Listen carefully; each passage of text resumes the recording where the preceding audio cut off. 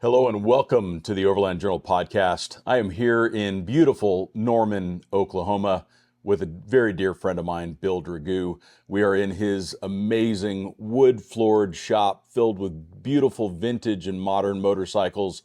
And we're going to talk a little bit about the overlanding 101 of adventure motorcycling. Bill, thanks so much for being on the podcast with me today. Scott, thanks for having me on the podcast, and it's been a pleasure to have you this past few days. Yeah, we have had such a good time, and we had you on the podcast a couple years ago where we talked a little bit more about your life and your travels and things like that. But I'd love to dig in a little bit more deeply into the skills and the training that you've developed over decades to help people explore the world by motorcycle. Thanks to Hankook Dynapro Tire for supporting this week's podcast. Head over to expeditionportal.com to learn more about all-terrain tire design as we interview their tire experts and take a close look at the Dynapro AT2 Extreme as an example of the all-terrain tire category. So let's just kind of go into if someone's just getting started into adventure motorcycling, there's a couple things that we want to have in mind. We want to talk a little bit about the bike that they may choose. We want to talk a little bit about the equipment that they may use for safety. We might want to talk a little bit about how they prepare themselves to ride on the road and off the road. If someone was to sit down with you over lunch or over a coffee and they wanted to get into adventure motorcycling, what would be some of the first things that you would share with them? Obviously, I do get a lot of questions about this, and I usually start answering their question by asking a few questions. Because adventure motorcycling is so broad, it can be an adventure around town, the local trails, or whatever. It could be a worldwide, long-distance travel. And a lot depends on the person's skill level currently and what they aspire to, how much they're willing to invest in themselves and the equipment to get the ultimate machine, if you will. And be equipped for the travels that they have. So it could be a light bike, it could be a very heavy bike. It could be a bike that's very simple or a bike that's very complex, and Lord knows we have that whole spectrum covered right now. So there's more offerings than ever before. There are, and it's kind of like choosing a pair of pants, a spouse, or whatever. What makes you feel good? Yeah. What really works for you in the environments that you anticipate putting yourself into. Yep.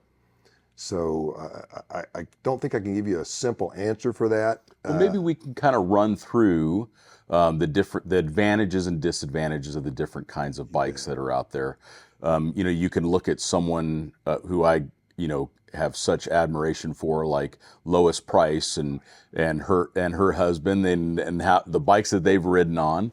If you look at early Mondo Enduro and all that, these guys were riding 250s and 300s, and then of course Lois rode the length of the Americas on a 200, and I think the length of Africa on a 230 or 250 or something like that. So very small motorcycles. What are some of the advantages of using a small, lightweight motorcycle, and what are some of the disadvantages of that? Yeah, very good question.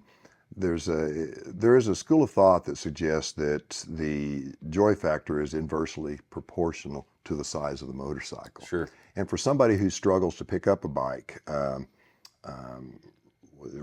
Gabriella, Rosie, if you're hearing this, I apologize if I've butchered your name. But small female, and she has ridden relatively small motorcycles. She's evolved up to, I believe, a Suzuki DR650 right now, which is not a light motorcycle. Sure. It's what we call a flat bike. So when it falls, she's by herself. She has to pick this motorcycle up. And, we see itchy boots out there, and she's ridden smaller motorcycles, and they need to be able to pick up their motorcycles. And it's not exclusive of females. I mean, guys too. I mean, how fatigued are you? Yeah. So some of the advantages of smaller bikes are you're not necessarily limited to the distance you can travel. It might be speed. You may not cover as much distance in a given day, but overall distances can be extraordinary. People have ridden Honda CT90s like my wife, which is a little off screen for us right now, but ridden those around the world. So advantages to the smaller machines are clearly that they're easier to pick up. They're very easy to maintain. If you have a clutch go bad, you can pull a leather shoestring and make it a clutch Yeah. plate, and you can get the bike going again. Yeah, sure. You're probably not going to do that with the GS. Right. It might be a little different. There's so much more power, et cetera. That, And a lot of and those bikes were complexity. carbureted, or they're still available in a carburation, or they're not that old. So they're never going to run as smooth or as powerfully. Or I guess when a GS is working as it should, and the conditions are right, there's not a better bike on the planet. But there's lots of conditions where a GS is, and I've experienced it myself, where I'm like, what am I thinking? Trying to get this big heavy bike through whatever I'm doing. And it would have all been easier on a smaller bike, for sure. Sure. I mean, an example of that is the trip you and I took in South Central Utah in November a few years back. Wow. And we were fighting Behemoth GSs with equipment on board in mud turned to sleet, turned to snow, turned to ice. And we struggled. Front really wheels did. were locking up, not rolling. So we've kind of morphed into some disadvantages of the larger bikes. And then the complexity factor of the motorcycles. The large bikes are great when they're running. They're very nice to go down the road on. And my machine of choice has for years been the BMW GS. It's up through 1250, and I've ridden the 1300s. And they're just magical machines. They're magic carpets. They're time machines. They're starships, as far as I'm concerned. So I love them. But when things go bump in the night, they're a little more fussy to fix. Yep. So you just have to weigh that. And of course, budget, is also a factor. Yeah, and if you look at like Stefano Melgrade is a great example of this, Italian gentleman that lives in Mexico City, now lives back in Italy, rode around the world on a Yamaha 250. Yeah. And he could get 70, 80 miles per gallon on that bike fully loaded because he wouldn't go that fast. He'd always rode the speed limit. And he got his expenses down to $18 a day. He would only eat one meal a day when he was traveling around the world. It'd probably be a good diet program. I was going to say, great weight loss program. Plan a trip around the world. Yeah, exactly. And I asked him why he chose that bike, and it was because of the fuel economy. It's also good for any road. They're very lightweight, very capable motorcycles, fuel injected, so you're not affected by elevation as much. I think there's a lot to be said about a smaller motorcycle. So you're going to spend less per day on fuel. You're going to spend less on the bike to begin with. Your carnet for international travel will be less expensive because the bike's less money. It'll be easier to fix. It's more likely you'll be able to find a part in whatever country you're traveling through. So there are a lot of advantages to the smaller bikes. A lot of times guys won't pick them because it's a little hit to the ego, and it's too bad. I think that I have experienced that myself. Like, I don't really want this small bike. I want to be on this big starship. So I realized that even myself, I would shy away from the smaller bikes at times because of kind of the hit that it took to the ego. But then I went to Portugal recently, and I rode, it was a 175. It was kind of like a modern classic looking scrambler made by Yamaha that they had to rent there.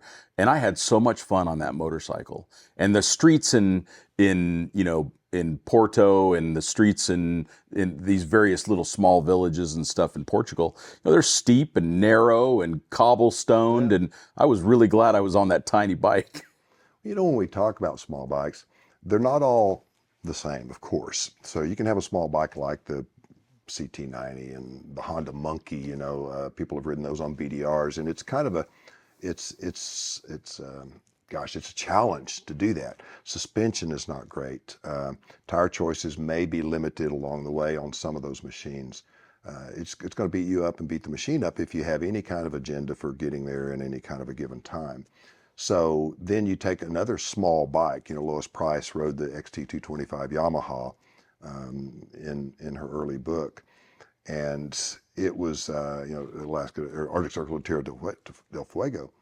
And that was a pretty good machine for that. Reasonable suspension, not motocross suspension, not cross-country per se suspension, but good dirt bike suspension, good enough for a lightweight woman with not a whole lot of gear, lightweight person, male or female. not a whole lot of gear, and a reliable machine to begin with. It was Yep. air cooled, a lot of good things there. And that's another thing, I mentioned the air cooling, air cool versus water cool. Move up a little bit. DR650 is still considered a small motorcycle by most standards. Suzuki is air cooled, very simple, carbureted, and then versus say the KLR, which is prevalent everywhere, more so even than the Suzuki DR650. But now you got a water pump, you've got water lines, you've got radiators. You do have a few more things to go wrong.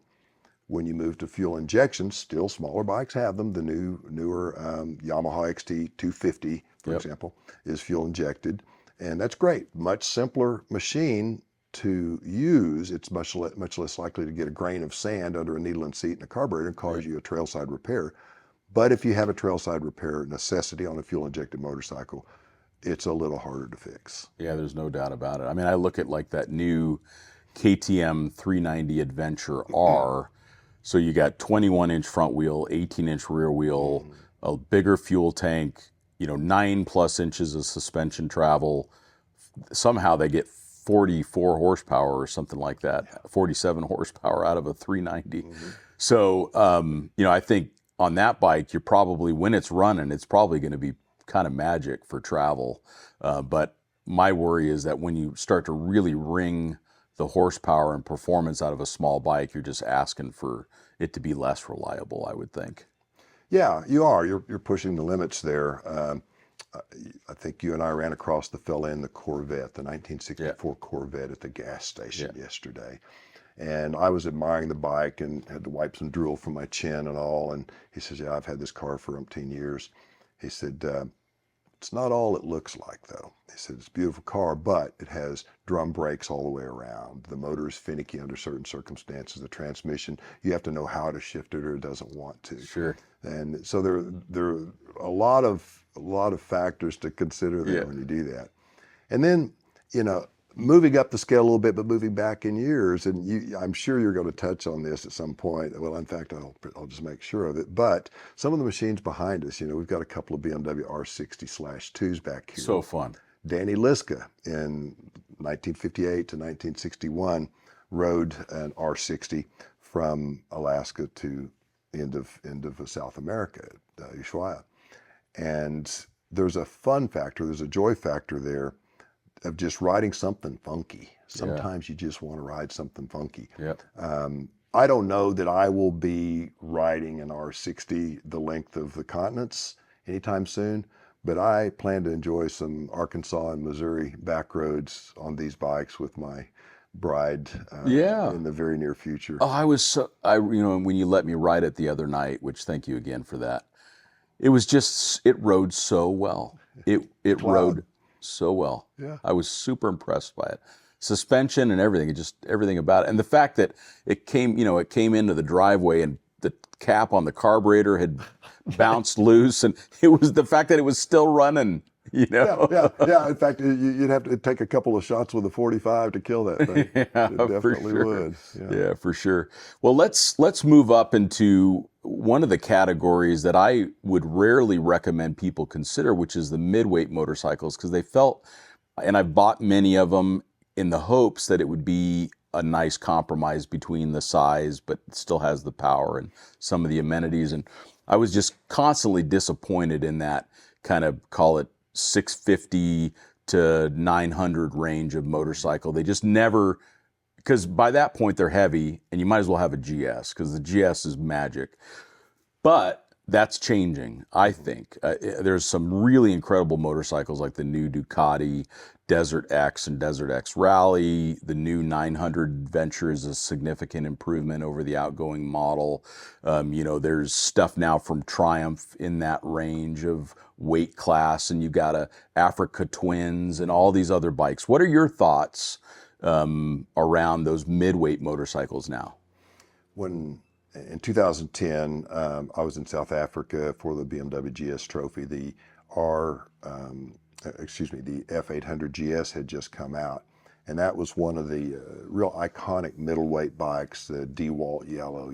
Everybody loved. I loved and had one of those motorcycles, and had trouble falling in love with it. The suspension was extremely soft. Yep. The motor was very zippy.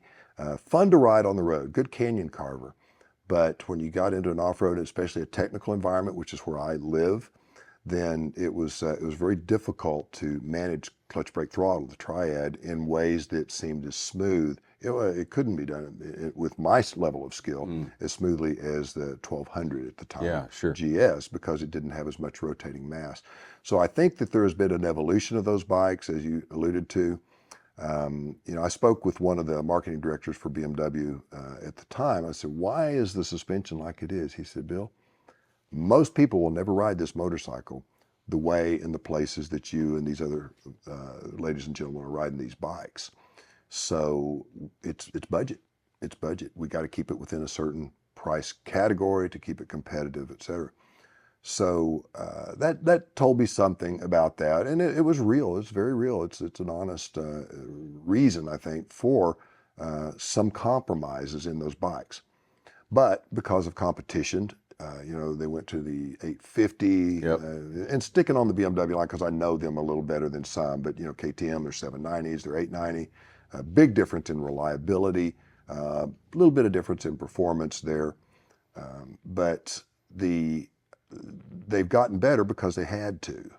Now the 900, a friend of mine is actually selling his 1300, and he just got a 900, and he really likes that motorcycle. I haven't ridden it, so I cannot speak to that with any. Yeah, they've done so much good with that bike. I mean, where it's got all the off-road modes of the traction control, it has cruise control, it's got a big tank on it, plenty of power for sure, and maybe it's just that a little bit extra of mass and stuff. I'm sure maybe they've even considered heavier flywheels and things like that, or I don't know if that applies in that bike. Actually, in 2014 they began to improve that even on the F800s, I believe 2014. Yeah. So if our audience wants to correct me on that, feel free. Yeah, they'll just add some mass to the crankshaft, remapping of the throttle, things to make it a little bit more mellow. But yeah, they have just improved over periods of time. Yeah, I was really impressed with the Ducati Desert X. I mean, it was the first bike that I thought in that category, like, wow, this feels as competent as a GS in all road conditions. But then it was just better off-road because it was lighter and more suspension travel and a 21-inch front wheel and all of that stuff. But I think I'm really liking that new R12GS. R12GS. Yeah, that bike really pushes some buttons for me. I rode the HP2, the off-road HP2 when they were first out in 2007, 2008, somewhere 6, around 7, there, 8, right in there. Goodness, I should remember that. But I rode one on the Los Angeles to Barcelona Vegas ride, split utilization of that with my friend Gary Keppel. Between the HP2 and the KTM 950 Super Enduro, which is a beast of a motorcycle. That was a monster. Yeah, but love that bike, and that new R12 GS kind of harkens back to that. Yeah. It's not 389 pounds That's with right. 105 horsepower that one had. I think it's actually got a little bit more horsepower, but it's a little bit heavier. It is heavier, yeah. But and a little less suspension It travel. hints of that. Sure. So I'm intrigued by it. Yeah. I think that I just like how it looks. I'll look forward to hearing your I just like impressions. how it looks. Oh, I do too. Although the last couple of days with you doing the training on the 1150, that 1150 GSA is growing on me too, so maybe I won't change the bike at all. So ultimate macho machine right there. It's 100 pounds heavier than my old R1200 GS, my 2015 R1200 GS. yeah. And the 100 pounds is a lot on a motorcycle. But it doesn't look, it looks lighter the way you ride it. But it's such a gorgeous machine. So the fact that it still has a metal tank and everything, it's a handsome motorcycle for sure. You made a comment the other day, and not to disparage anything modern too much, but I'm going to nip at it, and that is that they've become appliances to a degree, the way these motorcycles have gotten built. And to me, sport bikes, I mean, I'm not a big sport bike rider. I've ridden them. They're fun. They go really fast. They make me go blind when I turn the throttle all the way, and which speaks to my skill on those bikes more than it does to any issue on the motorcycle. But when I see them, it's almost like when I used to walk into my kitchen when I was going to OU, and I would flip on the light switch and all the cockroaches would run. They're all cockroaches. They all look the same, you know. Yeah. They all look the same, but they're not. To each other, they have names, and Yeah, they're wearing different wings and sure. whatever. So there's that, and I'm messing with you on that Yeah, too. for You know, sure. I realize there's something to love about each of those, and something to admire in the skill that it takes to ride them too. No question. Yeah, no question. But I think for you and I, we want to go see someplace interesting. And for that, you need a breadth of capability that allows you to come across any road. And that's what the GS was built for. It's Galant Strauss. It's made for any road. Yeah. And that's what we want to be thinking about when we decide on an adventure motorcycle, despite the displacement. Buy a bike that you can pick up, buy a bike that's reliable, buy a bike that has enough payload and structure in the frame and the subframe to be able to carry whatever you need to carry along with you. Some people choose to camp as they travel on a motorcycle, some people don't. But if you need to carry camping equipment and you need to carry all that, some of these very lightweight motorcycles are not designed to have that much weight, on the back of the bike. So just make sure that the bike has a subframe that's meant for that. Yeah, a lot of them have plastic subframes or no subframe, just a molded fender back there, and we try to convert those to a machine that can be used for a two-wheel overlanding machine, if you will. I've enjoyed and learned a lot from your discussions in the four-wheel arena about payload. And so it's a thing, it really is. If you want that bike to be reliable, wheel bearings to last, chains and sprockets to last, suspension to last. I mean, you haven't lived till you've ridden a bike with clapped out shocks. Yeah. And on a long trip and you don't have an easy Terrifying way to get that replaced. It's really uncomfortable. So, choosing the bike according to payload is very important. The old Kawasaki KLX 250 that I built to the 331 and, added all the horsepower and kept the reliability to a large degree. The bike had a steel frame all the way back, and it was really, really good for the kind of rugged backcountry travel. If you wanted to throw your sleeping bag, a little bit of kitchen stuff on it and all, then that bike would handle that. Yep. Where some of the motorcycles, modern ones, not so much. Yeah, and it's just good to know that, and it maybe learned from me a little bit that you don't have to go with the biggest motorcycle.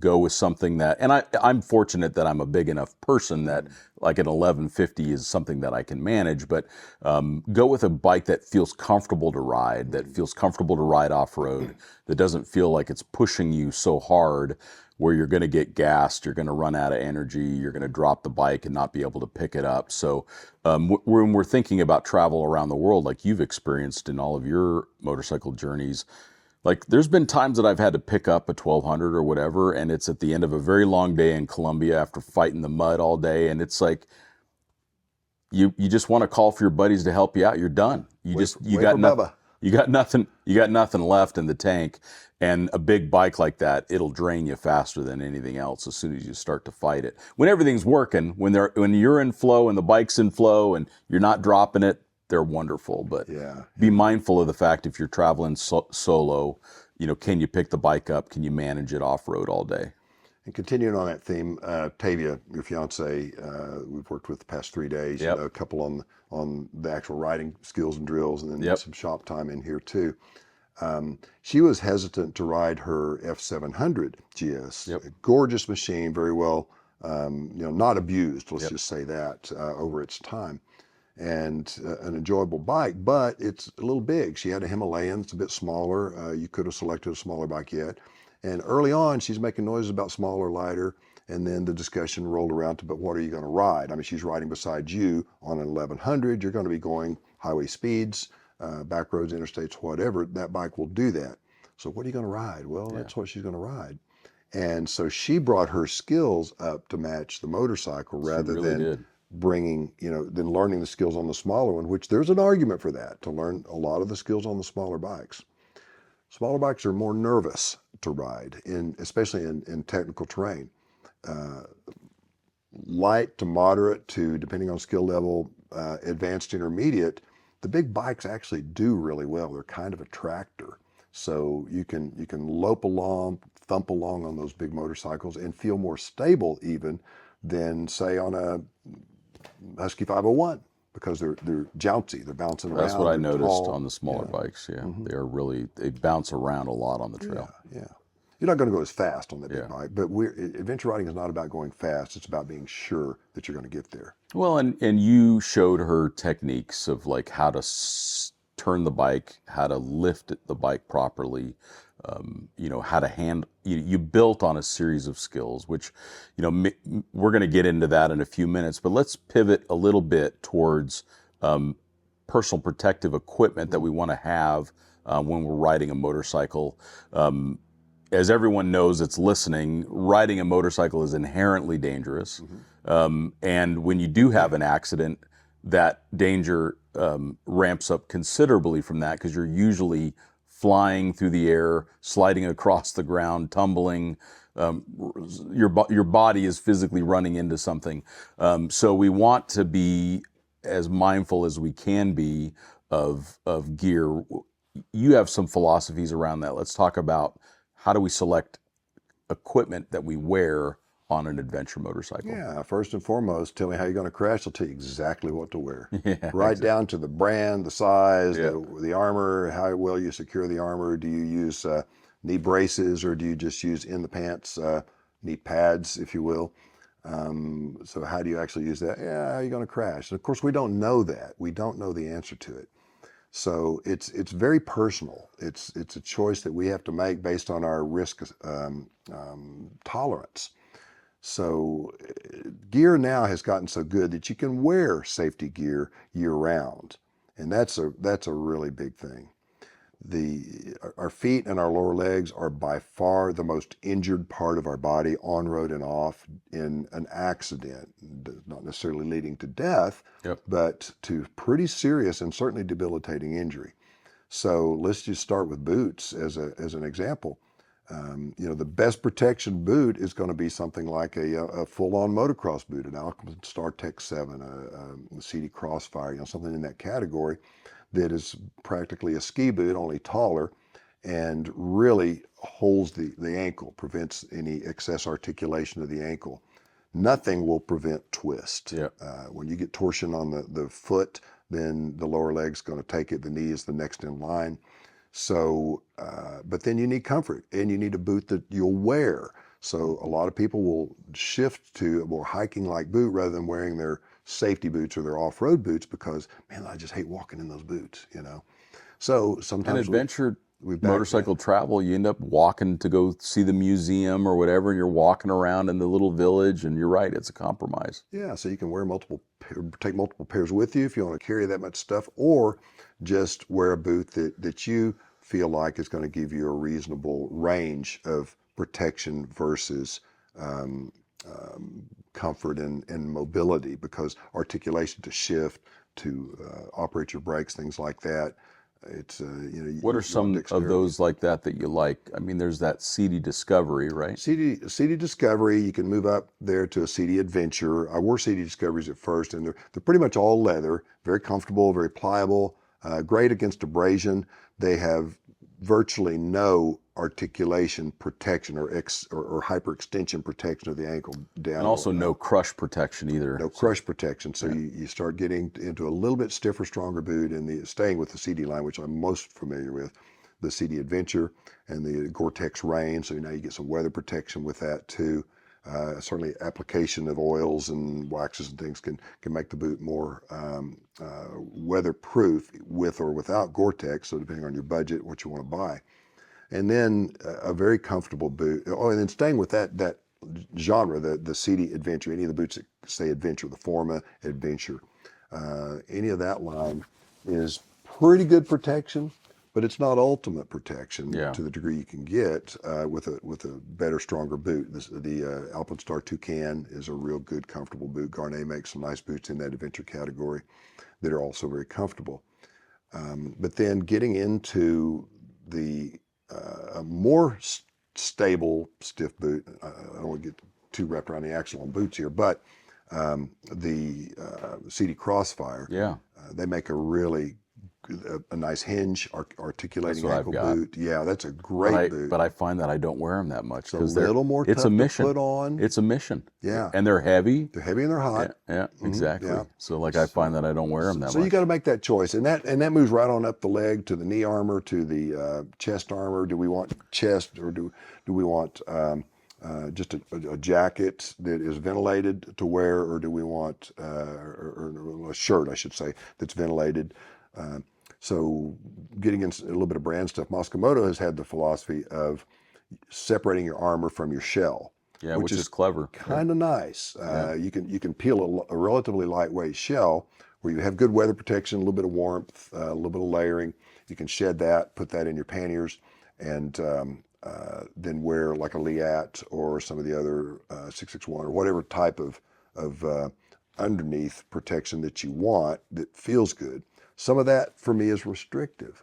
So you get into climb, and we're talking about some of the extreme high brands that I've experienced. Now, there are a lot of really good ones that I have not. You wear Ether that has some really nice stuff. Yeah, and I like the Ether stuff because it's kind of timeless. You know, I've had this same suit that I've been wearing the last couple of days for over 10 years, and it looks brand new.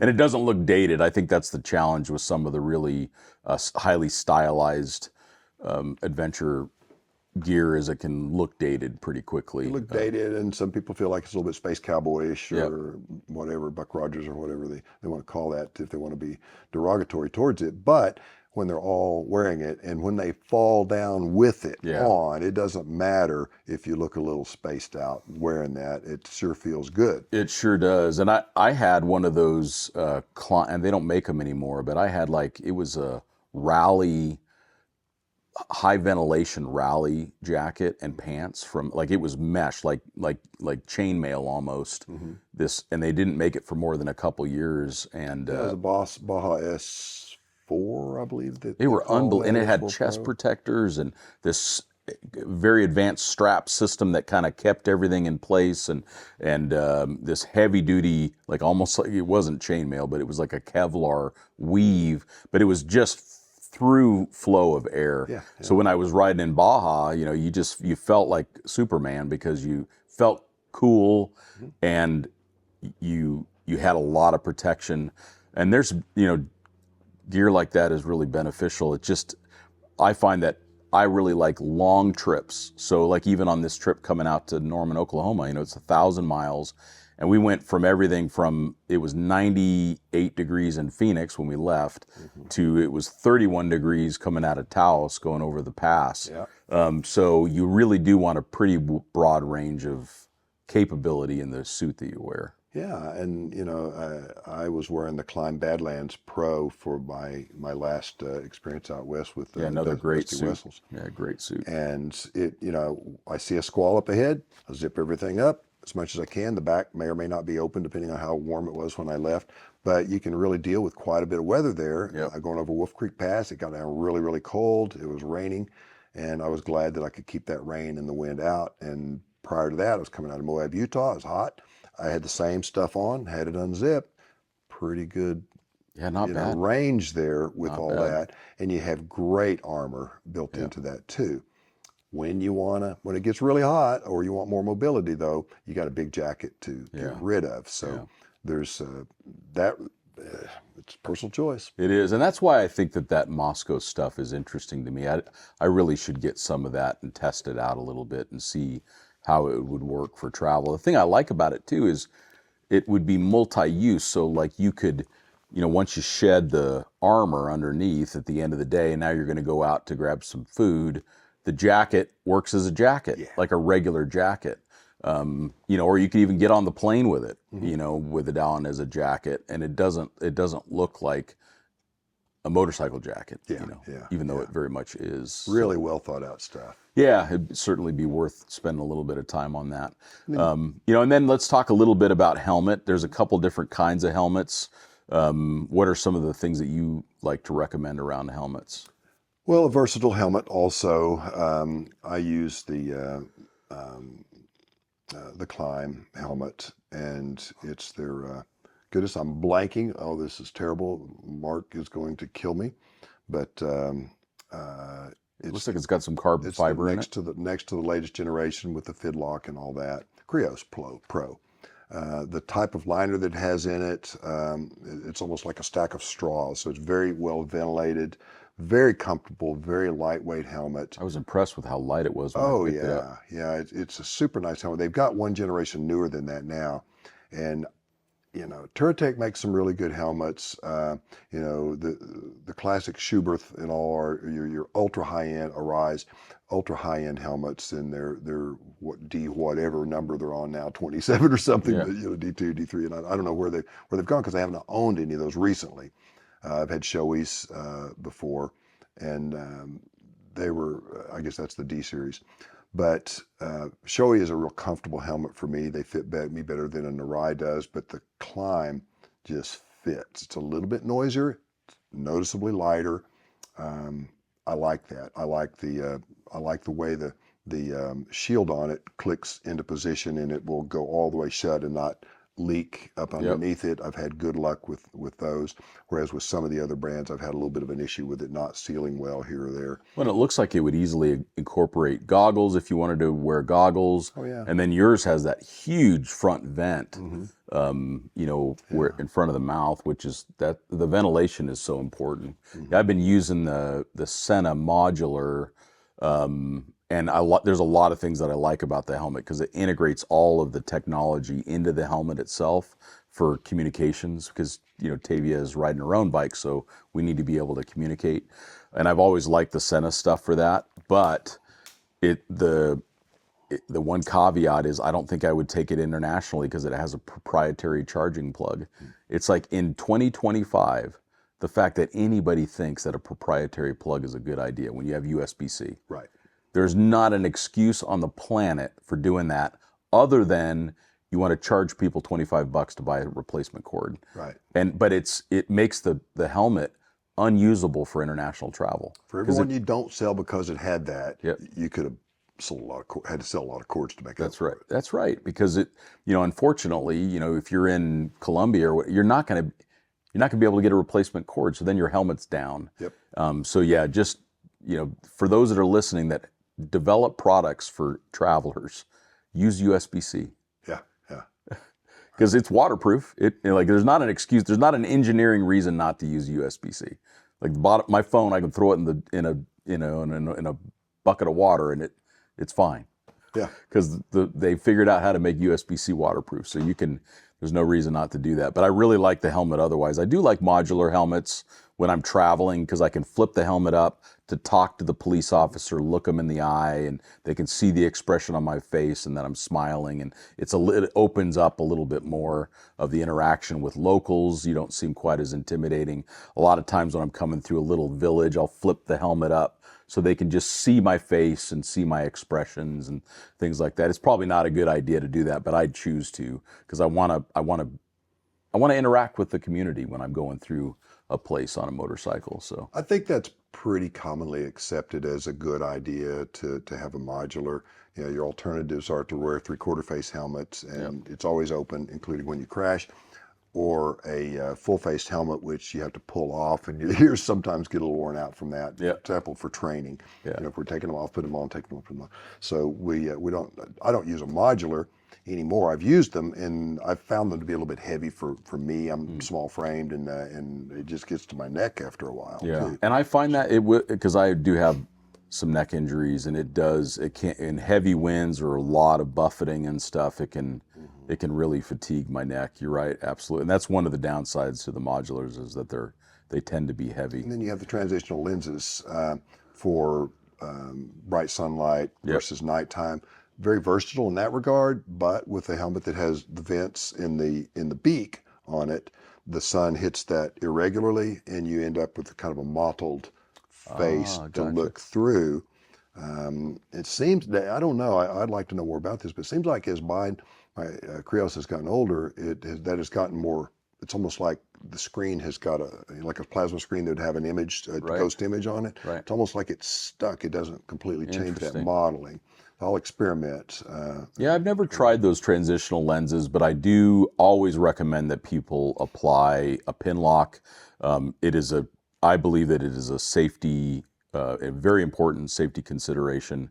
When we're traveling long distances, we can be going from hot climates to cold climates, and you can end up with a fogged up windscreen, and that is just terrifying when you get a flash fogged, face screen. When I've used them, I've liked them, and I don't think to install mine always. But Yeah. Pinlock's a good idea. True. Yeah, I just throw them on as a matter of course. But all right, well let's move on a little bit into some things that people want to be thinking about when they're learning to ride. And the first thing that comes up to my mind is training, and of course it's top of mind because I'm here with you. And you were so generous to allow Tavia and I to book a custom class with you. Your son runs your dart school, but you still do some custom training for travelers, for people that are getting ready to do big expeditions and things like that. So we were very fortunate that you had some time in your schedule, and that we could book you for 3 days of training. So talk through a little bit about what the course was that we did, why you structure it the way you do, how you kind of set up the pace or the flow of the class. Sure. And just touching on what you said there, it's hard to retire. I had a big birthday last week, actually, out in Colorado. I believe I was in Ouray during the big 7-0. Yep. And, I still feel great. I'm still very mobile. I can still ride. I watched you ride for the last 3 days. Well, thank you. So it is very hard to truly and completely retire. I love my son Ben doing what he's doing, taking over dart and running the larger classes and all, and bless him for that. Wish him all the best. I love working with him. He's very good, very talented. I also love to teach. I absolutely love it. And it's very difficult for me to completely pull back from that. Yeah. So private classes, custom classes where it's 1 or 2 people all the way up to maybe 3 or 4, something like that. That seems to be still working for me. And I will do that from time to time on an on-call basis. Mostly locally. My traveling, I'm getting more into the vintage motorcycles. I want to spend more time with my wife doing some of the things that we do in the overlanding arena with our old Land Cruiser and our 4Runner, and building a 416 military trailer, plan to. It's in my mind being built. It's sitting out there under the trees right now collecting leaves. But so there's some things that I want to adjust to. So I'm getting a little bit more protective of my time. Yep. But I like to train. I want to keep training. I want to keep my hand in it and stay sharp with it. With Tavia, you always have to evaluate where people are. A lot of folks come in, especially for a private or a custom class, they say, I just want to learn how to do gravel roads, or I just want to learn how to do sand, or I just want to ride technical rocky terrain or something like that. And so, well, okay, let's do a little bit of routine here and see how you do on some of the fundamentals. Without the fundamentals, none of that works. Yep. So at some point, it's a good idea to get in and go through those basic elements of balance and control. How do I turn on a motorcycle in tight technical terrain? It's different. We have to almost reverse what we do on the street to do it well on the dirt. We have to counterbalance our turns and that sort of thing. Peg weight steering, aka enduro steering. How does that work? When do I apply weight to the pegs? Which one?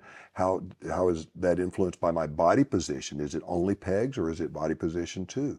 A lot of discussions out there, and a lot of people are hanging out their shingle to train right now who are good riders and maybe very personable people, but some have it could be questionable techniques in how they do it. I went to Hecklingen, Germany in 2017, became internationally certified to teach what I teach, off-road adventure riding skills. And that's the BMW certified instructor. School. Yeah. Which I believe is still the gold standard for certification of a trainer, I believe. Yeah, and I've taught my son the principles that I've learned there and a few others who have worked with us. With Tavia, we did a little bit of evaluation. She kind of had an area that she wanted to work within, but I think once she saw that, okay, I need to go step by step and build this foundation of skills before I can do that well or this well. Yep. She began to buy into it, and we've had some fabulous results with her. Oh, Fabulous. incredible. We sat at the dinner table the night and she got here, and she says, I come to a stop sign and I lose my balance. She's not real tall. She's 5'3", I think it is, and she's riding that F700. Not a super tall bike, but it's kind of like two little tippy toes or 1 foot firmly down.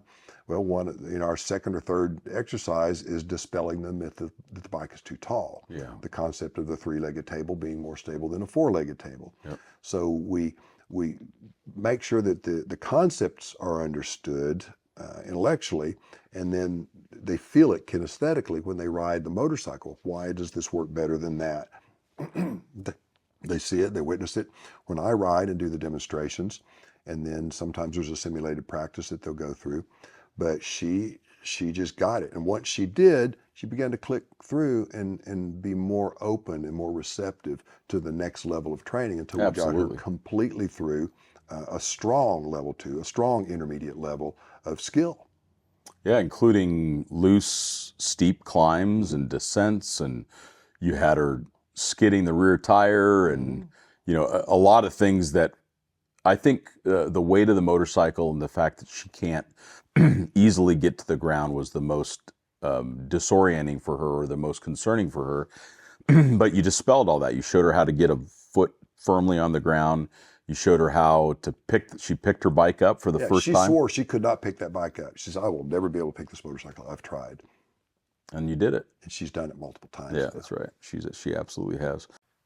Experience the Great Smoky Mountain Jeep Invasion with Hankook Dynapro Tire on expeditionportal.com. An impressive event with attendees from all over the country and a parade of Jeeps that stretched all the way through town.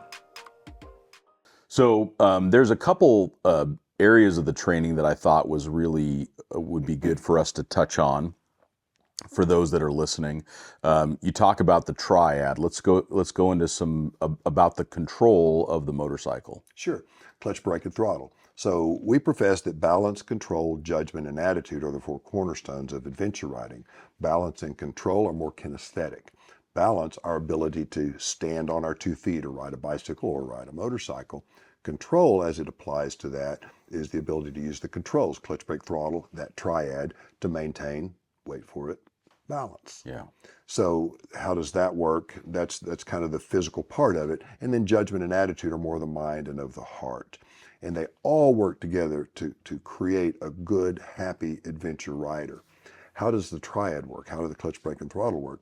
We talk about, and this is just sort of a sampling of what we would discuss in class and what we would apply in class and you would experience. There is a continuum with the clutch. Let's just go with the clutch only. All the way in is a -5. All the way out is a +5. Halfway in is not necessarily a 0. The 0 point is the point at which the clutch begins to take up. It will you'll feel the motorcycle tugging on flat ground, or it will hold the motorcycle on a hill. At 0 moved on that continuum just a little bit based on load, whether the motorcycle is trying to be pushed back or it's just being held in a 0 position on flat ground. So we really work with how to manipulate and modulate that clutch. When we're first taught, it's okay, there's the clutch. You just get that out, make sure you got enough of this twisty thing over here that it doesn't stall when you do.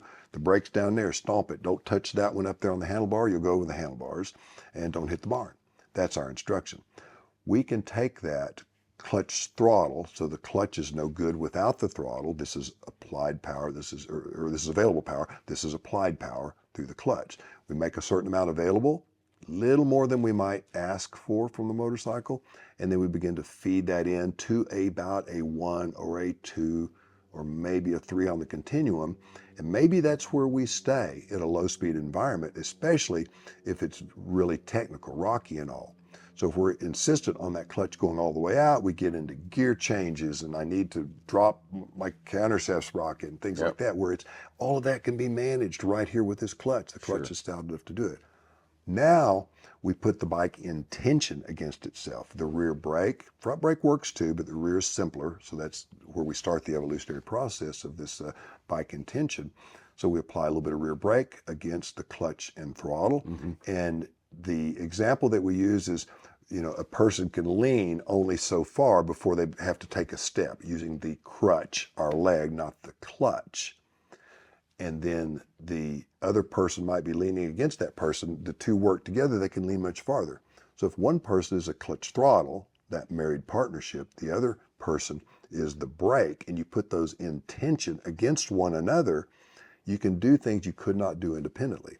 Yeah, it's amazing how it settles the bike down. Oh, yeah. I feel like it attenuates a lot of the things that might be inputs, especially if it's the rear brake. The challenge with the front brake is it's very light application. You're being very, very mindful of modulation because the front brake will want to destabilize the motorcycle if it's applied too heavily, or even if the conditions change, Yeah. which results in a different amount of grip. Whereas that rear brake is a lot more forgiving. Rear brake's more forgiving. It's less powerful. It's only accessible straight lines or left turns. If you're in a really steep right turn, say you're doing the garage, which is a competition maneuver, it's like a maze that you're working in and out of, and you're doing a right turn within that, sometimes you have to position your body where your toes are pointed into the turn. And if your toes are pointed into a right-hand turn, Yeah, you don't have access to the rear especially brake. if you've got a little tiny brake pedal, then which is better for rocks and roots and debris so you don't catch it, then it's real difficult to pigeon toe and get cramps in your legs and all to use the rear brake. So we can use a little bit of front brake. It's as I said, it's a higher level of skill, but it's very effective. You see riders, my son is one of them. Both my older sons, Jake and Ben, are masters at this. So it's beauty to watch. It's ballet to watch. Yeah. To see how they can ride in these low speed. And that is another advantage of the GS because of the linked braking. So you're applying a little bit of rear and a little bit of front, even if you aren't touching the rear brake lever. Yeah. The rear brake lever. Which in that environment may be less helpful than just being lazy going down the road, squeezing the front brake, and you get good stopping. We have to be careful with that too, because we can stop adequately. You lose a small percentage. You lose a percentage. I shouldn't say small. It's a fair percentage of the rear brake, but you still get some. So the bike will always stop well. Yeah. It's using both brakes. But sometimes you want a little more. You want to be able to skid the rear tire for directional control, stability, or whatever. So don't get caught up in using only one brake or the other. It's usually the other way around. A lot of cruiser riders learn to use that rear brake. There are brakes that are connected rear to front on some machines too, so you get a little bit of the front application. I'm a purist. I'm old school. I'll acknowledge that. I want to be the one riding the motorcycle. I did a test on a Honda Africa Twin a few years back, and these corncob controls with 14 switches and buttons on each side, and I think there actually are 14 at least on one side. I don't enjoy that. I don't want the motorcycle doing my thinking for me. Sure. I want to, and so we teach pretty analog so that you know what you're doing, and you also know what your rider aids are doing. Now the rider aids are good, mind you, they're getting much better. And so there is a time and a place for it, but I would say that is after you learn to manage these things on your own and you know what they're doing. So you'll know what happens when you mute them. If you turn down traction control, you turn down ABS. Well, like we talked about the other day, if you have a mechanical failure where the ABS stops working entirely, you need to be able to know how to modulate the brakes and not get in an accident. And that's a real thing. It could be nothing but a wheel change or a tire change, and you pull the wheel off and you don't pull the little sensor out, and you break that sensor, it hooks on the brake disc. Now you got no ABS working. Yep. And so you've lost that safety measure if you're not adept at managing your brakes in a balanced fashion. So let's talk a little bit. When you were working through the training with us the other day, we kind of started off by getting a little bit deeper into the principles of like kind of how we're setting the bike up, how we're counterbalancing on the bike, our body position on the bike. Let's talk a little bit about ergonomics, body position, how body weighting and peg weighting is important. And then let's also talk about, I think it was the 3 S's, about when we're standing up. What are the advantages of standing up? So a little bit about body position and ergonomics. Sure. So let's start with why we stand. So, seated, we're baggage. Standing, we actually engage those 3 S's, steering, suspension, and sight. So steering, by that I mean you can apply weight to one foot peg or the other to initiate a turn. And this puts less responsibility and force on the contact patch on the front tire. It's like pushing a bicycle down the street by the seat, not touching the handlebars. You can lean it left or lean it right, and the bike, because of the geometry of the bicycle or motorcycle, it turns. It falls into the turns very naturally. Sure. So if we initiate a turn by applying peg weight or peg pressure on one side or the other, simply by relaxing the knee on the other side, that starts our turn for us. Steering, suspension. So suspension, we have so much suspension on the motorcycle. It might be 7-8 inches on the big GSs. It's about all you got. It's not bad, but in some cases it might not be enough. You got a heavy motorcycle. You got load on it with your gear. Luggage, you got your own load sure. and all that. Yeah. So if you stand up, for whatever your weight is, in my case 170 pounds, then plus gear, then I've got the distance between the seat and my crotch to move up and down. That's additional. It's like a second springing of the weight. Yeah. So you get an additional benefit from the suspension. So steering, suspension, and then sight. Seated on the motorcycle, imagine a windshield. Then you can, when you look out across that windshield, the angle is pretty far out. You can't see right in front. Whereas you're standing, you're looking down. Same thing for distance. If you're seated and there's a hill, a fence, a building, whatever, then you can only see so far past it. Whereas when you stand, you can usually see significantly farther depending on how those angles are working out. So that's why we stand. How we stand, initially, we teach that you stand in a comfortable position. That would be the arches of your feet on the foot pegs, so you're not constantly engaging your calf. Fatigue is a factor, and fatigue leads to failure. Yeah. Too much fatigue leads to failure. So does fear, and that's another story. So we start with our arches of our feet, knees slightly bent, waist slightly bent, elbows just slightly bent. We're not in a motocross full-on attack position, but Because you just can't do it long enough. no, there's no point in having all this tension in your body. You want to just be kind of loose on the motorcycle, hands resting lightly on the bars, and then, of course, head and eyes up as much as you can. So this is not a praying mantis position, nor is it the full-on attack position. It's not bent way over, and it's not stiff-legged or pelvis forward straight up. And we see a lot of that. Some riders they'll ride pelvis forward, almost putting your crotch up against the tank bag or something. And they'll have really tall bar risers. And they put really tall bar risers, and so they're very comfortable standing like that. But a sudden jolt, it's going right up through your legs, up through your spine, or kicking you off the foot pegs. Or if there's a sudden change in speed, braking, accelerating, whatever, you're just not in a good position to counteract that. So we teach the cone of balance. The cone of balance, if you imagine a cone sitting inverted on the seat of the motorcycle, we move all the way around on that cone of balance, accelerating, decelerating, left turns, right turns, braking, as the deceleration would imply. So we need to be able and ready to move around on the motorcycle in order to be able to manage it well. Sure. To initiate a turn, then and then bike setup. You mentioned the bar risers. I mean, if I put my wife Susan on a motorcycle, she has a certain fit. If we put you on the same motorcycle, you have a completely different fit. Sure.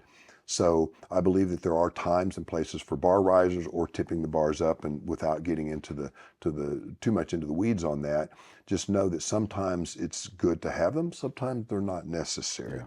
So Like I have very maybe 20 millimeter bar risers or so, you think, on my bike. They're not very tall. maybe. Yeah, they're not very tall. And I did notice in the past I've preferred to have my bars up a little bit higher, but you and others continue to reinforce that, Scott, you want to be a little bit more bent over. You want to have a little bit more of your weight on the bar.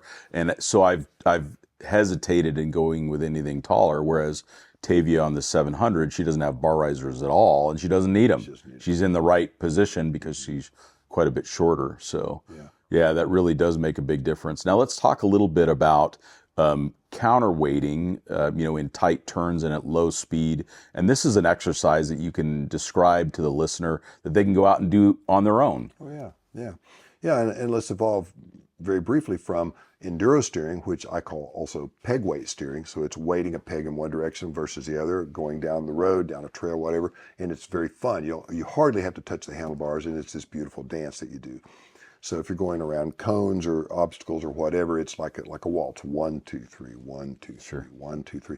And it's almost all done with peg weighting. The bike lean moves independent of body lean. Legs are kind of loose on the motorcycle. Now we move to counterweight steering. So we initiate the turn in the same way. Now I have heard instructors say, always weight the opposite peg. Wow, you can really get into some trouble with that, because one, it hardens up the bike. If you're trying to turn right and you weight the outside peg, it will help the bike not to slide sideways if you're doing this on gravel. But if you initiate the turn with say you're turning right with your right foot peg weight, then as you get into the turn, you begin to transition outside. Now we're moving to a counterweighted position. So chest and shoulders parallel with the handlebars as you turn. If you point your feet in just a little bit with that turn, it's very natural for you to make that turn.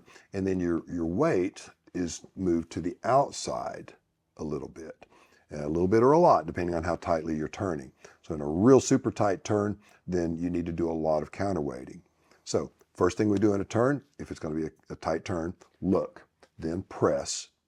We turn the bars, we lean the bike, and as it begins to roll into the turn, then we transition our weight to the outside of that motorcycle. And then once the turn is completed, if we're going to turn back the other way, we're already pressing on the outside. That becomes the inside. Mm-hmm. The bike floats over naturally, and then we smoothly bring our bodies to the other side. And you gave a really powerful demonstration of the reason why we do that, because the further that we can get the bike to lean over in the turn, the tighter the radius of the turn. And there are times on the trail you're doing it switchback, for example. There's times you just need to counterbalance in order to get the bike leaned over enough to make the turn. Whereas if the bike's very upright, the turn can be 3, 4, 5 feet wider than if you lean the bike over. So that was really an important one. And I realized, like, even on my motorcycle, because it's quite heavy, that I had to put quite a bit of my mass, which I'm quite heavy, I had to really counterbalance the bike. And then I could make a very tight, comfortable turn with the motorcycle. It was interesting to see how well it worked. I had the good fortune of training the Fort Worth Police Department for their off-road program a few years back when they got off-road motorcycles for some of their patrols. And first they took me through their on-road program, and there's one element of the training called a keyhole. You ride into the keyhole, you make a circle, and you come back out. The keyhole is, I believe it's 18 feet in diameter, which is pretty much the minimum that a GS, now they're doing it on Harleys, that a GS will turn if it's upright. Yeah, sure. And we shrunk it to a smaller amount than that, 16 or 17 feet. And I couldn't make the turn when I first got in it, even with some of my ability to lean the bike and all. But they taught me some key points about making that turn. Look, with all the cones that are in that turn, I believe there were 3 that you actually need to see. The one on the right, just at the exit of the straight part of the keyhole, the one at the 3 o'clock position, and the one at the 12 o'clock position. So you come in, you aim for the first one, and then you aim for the second one, which is the 3 o'clock. You lean the bike, you head as close as you can to the 12 o'clock position, and then you look at the exit. All of the others don't matter. And it makes it so much more simple. Interesting. That same principle. And of course, you're leaning, you drop the bike, and now you have traction, so you can use centrifugal force to help you hold that turn. You don't need as much counterweight. You need a little bit, but more than counterweight, you're using centrifugal force. You can really get a lean. The contact patch holds you, and it's magical to do that. So I learned a lot from them. And then we worked on the off-road portion of what we did, which got more into counterweight. Now, you touched briefly on the idea of peg weighting on a gravel road at speed. I've been told that, and this isn't a counterweighted tight turn, you're going 35, 40 miles an hour and it's gravel. I've heard that you do want to weight that upside peg as much as possible to put a little more vertical load force into the tire. Do you find that that's beneficial, or is that kind of an old wives' tale? Yes. And here's why. So obviously I gave you conflicting Yeah, sure. answers there. So to stick the wheel, to keep the bike from drifting, yes, the weight goes on the outside. That minimizes drifting. But I like to feel out, what is this traction really, and how much fun do I want to have? Sure. If I want the bike to slide, as I roll into the turn, let's say I'm coming into a decreasing radius turn on a hero gravel road. That's consistent gravel. It's almost like red cinder that, Sure. that a runner would run on a track. Great fun to ride down very, very quickly and let the bike drift. So you go into the turn a little bit hot. You can step on the inside peg as you're decelerating and over braking with the rear a little bit. So not maybe just a little touch on the front, but you're braking with the rear, and that rear will begin to step out. You're pressing the inside foot peg, it's going to step out more. Sure. But what you've got is margin at that point. If you need to begin to minimize that or reduce the amount of slide, because you're going to get side slip really quick if you're coming in hot, over braking with the rear, stepping on the inside peg. You're doing everything you can to make this bike fall down. Yeah. So it starts to slide, and now you begin to step on the outside peg. Your weight is, your body is to the outside on both. It's to the outside as you're stepping on the inside, and then as you begin to apply pressure to the outside, you can roll on the throttle, and the bike will drift beautifully out and around the turn. The difference between the inside peg and the outside peg is your margin. If you start out hot, stepping on the outside peg, the bike begins to slide, you got nothing left. Yeah. I mean, you either go off the road, or if by the grace of God you get a little more front brake and don't lose the front. You know, it's all these things, you start throwing it out there. It's like dropping anchor and dragging your feet and praying and hoping you hit a headwind. And maybe there'll be a berm ahead or a bank. So we don't want that. So when I'm playing on these roads, or I'm going really quickly down a gravel road, and Dusty Wessels, my good friend with West 38 Motive, I plug him a little bit, but we have so much fun riding together. We know how to stay out of each other's spray. Sure. And we'll go flying into these turns, and we'll both do the same thing. And we'll set up these drifts like that. Corrugated or choreographed. Choreographed drifting. And then we roll it on. And at the end of it, I mean, we're just giddy as teenagers. Amazing.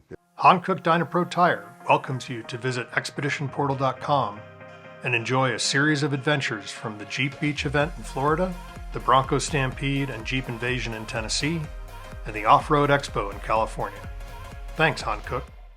These are really important lessons, and my goal with this podcast is to get people, first of all, intrigued in the idea of adventure motorcycle riding, because it's one of the most joyful things that I do in travel.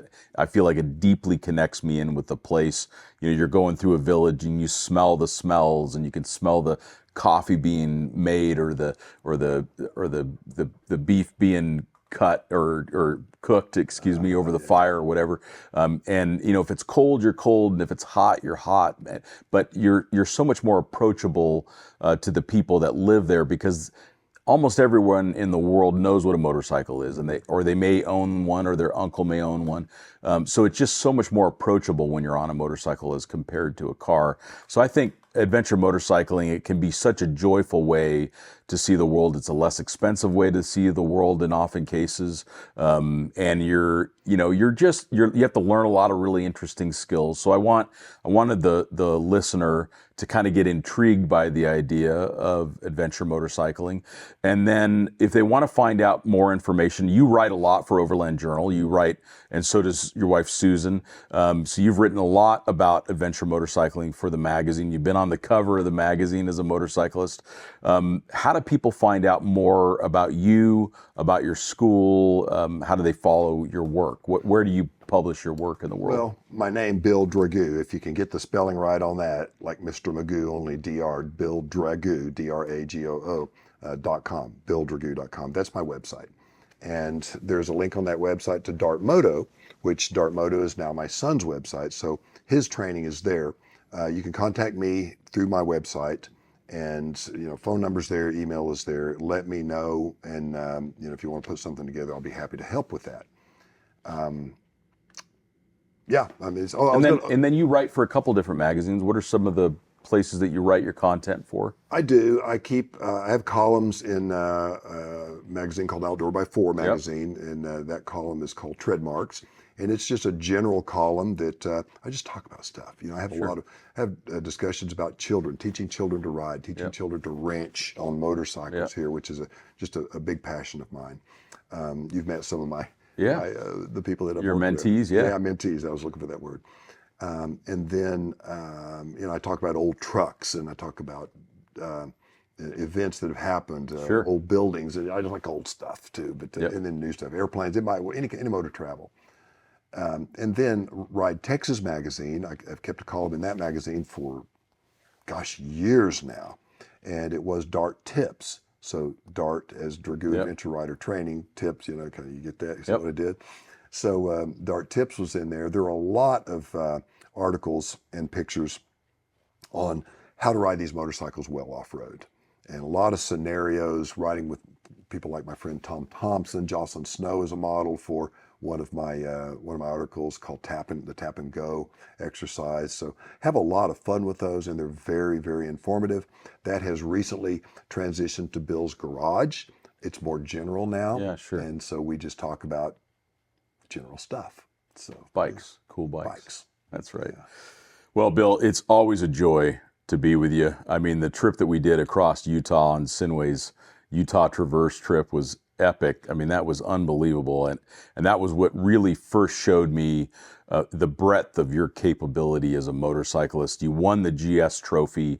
I believe you were 55 years old when you won that. I won a place on Team USA. That's right. For that competition. That's right. We competed in 2010 in South That's right. Africa. So that's right. You won a position on the U.S. team for that. And so you're an incredible rider. You've spent a lifetime riding motorcycles, a lot of that off-road, and of course you like to ride on-road as well. But it's just been a joy to be your friend and to get to spend a couple days with you doing this training. So I'd highly recommend those that are listening, get some motorcycle training, find a reputable trainer in your area.